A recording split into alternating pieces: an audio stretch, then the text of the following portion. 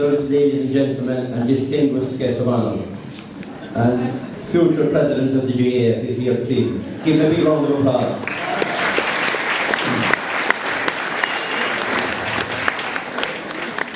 I think it has been a great weekend. I think the Marquee of Friday night gave it a great kick that out again. It was quite unusual for me to go back to Marquee because it was a Marquee without poles. Yeah, I remember the Marquee with the poles.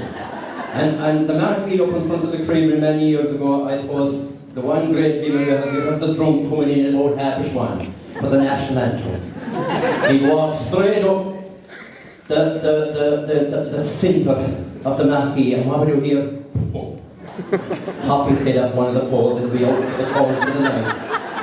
It was a great night, and I would say it was brilliant. Friday night, which was last night, took the biscuit. It was second to none. Here at CDIC, the most prominent, probably one of the most prominent organisations in the parish, they're sitting back for the first time, relaxing and enjoying the evening, and seeing in the studio you all get hatred for something else. For tonight, and I was even informed this evening that the present Minister for Finance, the man himself, Michael Newman, we all know Michael, from Loughead, County Limerick. They said he passed through here tonight, or last night rather, and he said, Moyvane, slowly but surely, coming out of recession. Slowly but surely, Moyvane is coming out of recession.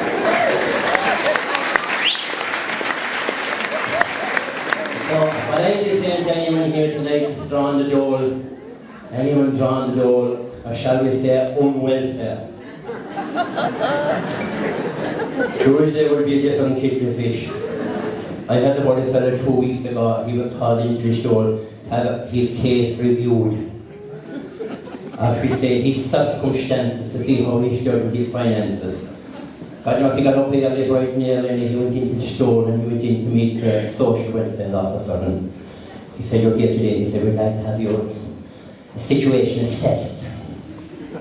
He said, what have you got in bank accounts? He said, I have bogus non-residential, he said, in the Isle of Man. He said, I have my own local account in AIB in the store, and I have one in the north of Ireland as well. Not so bad, he said. What in the line of property? I'm not doing too bad there as well.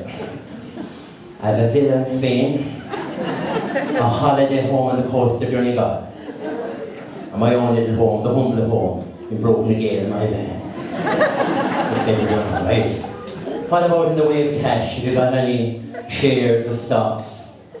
He said, I have 100,000 with AIB, 150,000 with Guinnesses, and 200,000 the Bank of Ireland.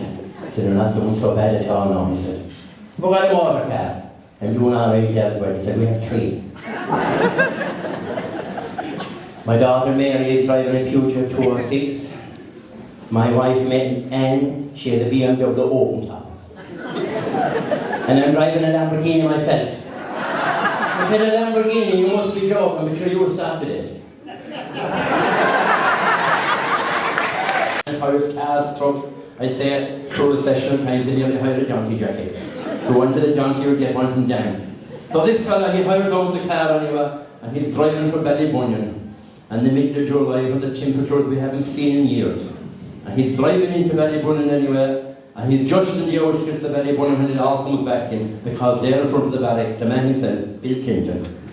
You all know Bill, that famous President of America, Bill Clinton, and Bill was a renowned golfer, and your man decided why he was in Ballybunion to have a game of golf. He went out to the golf course in Ballybunion, he met one of the caddies, and he arranged a game of golf. So he met Paddy anyway. Paddy said, I'd love to have a game of golf in Ballybunion, but we got no problem. There's no problem having a game of golf here, but we'd organise it for all right. That was Tuesday morning, and the American was in. He said, I wonder, he said, what time could we have a game on Tuesday? He said, this is Paddy around 9 o'clock would suit me, now I'd have the cows meeting, the old jobs doing, I'd be ready for the game of golf. Well, we'll say 9 o'clock or maybe 20 past, he said, no problem. Tuesday morning arrived, and Paddy was out with a left set of clothes. No man was paying off a scratch handicap over in Pearl Harbor in America. Went out and did no man from Ballybunion beat him in the game of golf.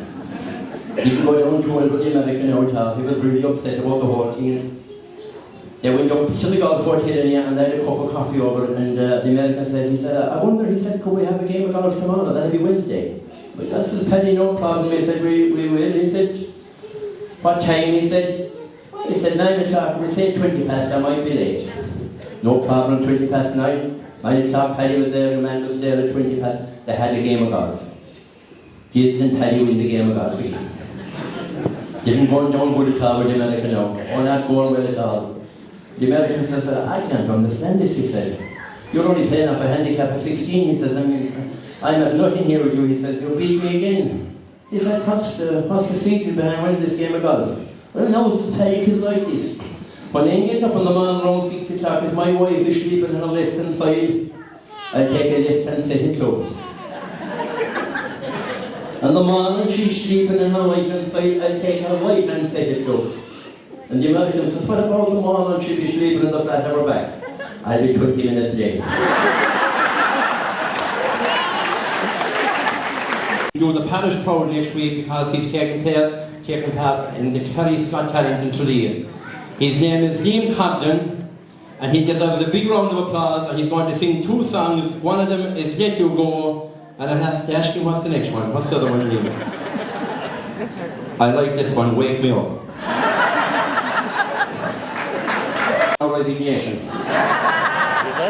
Due to work commitments.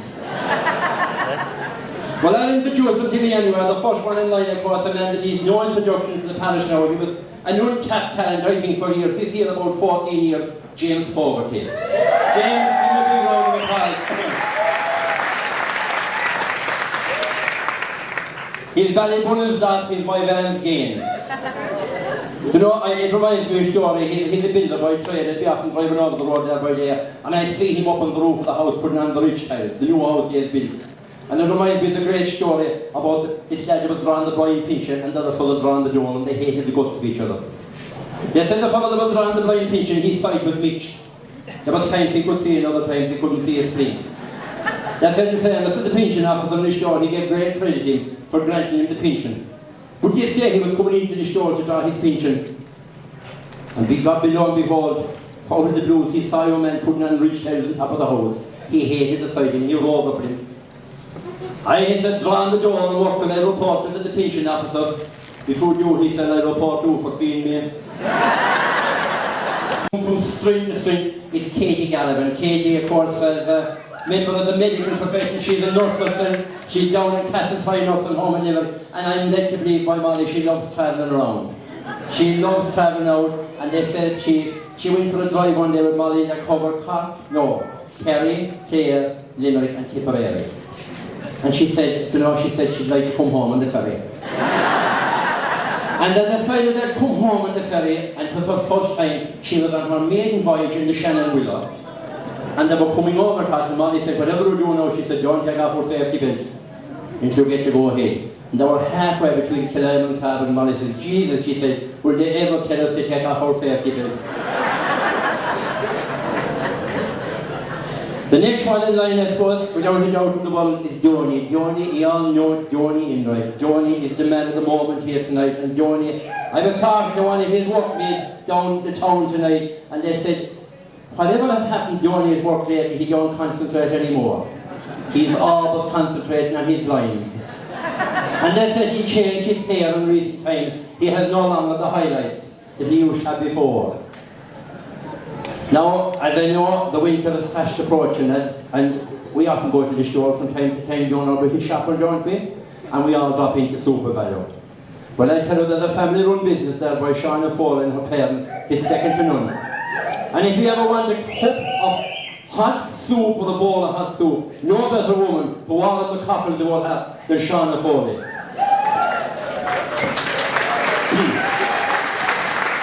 Now, we have come to the new man in the scene this evening. He's the highlight of the scene. We'll introduce him, and it's Jamie Vaughan. And Jamie is absolutely, he looks scully in there. And as you all know, he's following in his father's footsteps. And he has informed me that there'll be a rocking chair for everyone in the audience tonight when we go show there. So without any further ado, I'd like to get it up and running, put your hands together for a night to remember and the borough players.